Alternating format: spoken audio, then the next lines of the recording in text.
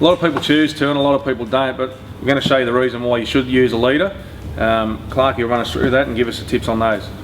One of your main reasons that you use a leader on the end of braid is that braid is very, very strong in a straight pull.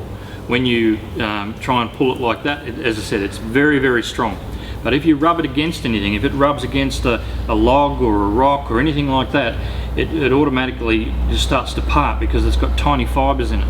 So one of the problems with that is that you have to put a leader on the end. That's why we've gone to this trouble of showing you how to tie the knots. The leader is the part that's near the fish. That's where you tie your lure on. And a lot of fish have very abrasive mouths, and one of the great pluses is that leader has a lot more resistance to breaking than what braid does. Braid's also really good for transmitting what happens on the end of the lure. So having a short leader, no more than about 1 metre, helps to transmit that feel right through to the rod tip. So it's important that you create the whole system. Have the leader, have the braid, and have a really good quality rod, and you'll feel everything that's happening on the end.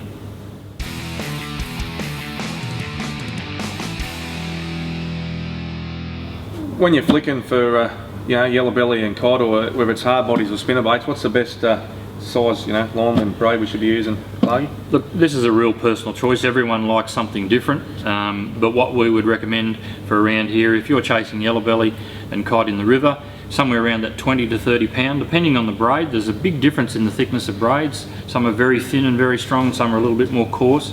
So somewhere between that 20 to 30 pound for the river.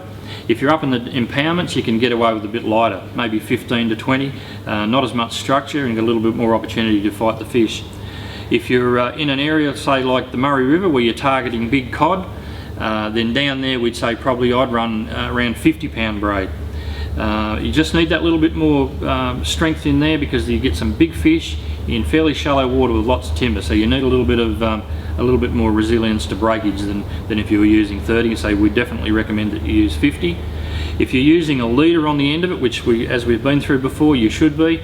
In the river here, somewhere between that 20 to 30. In an impoundment you can get away with 20, but if you're down in the river again in somewhere like the Murray, as we spoke about, then most definitely you need around that 40 to 50, sometimes even heavier if you're after that real big fish. So definitely worth putting on a leader.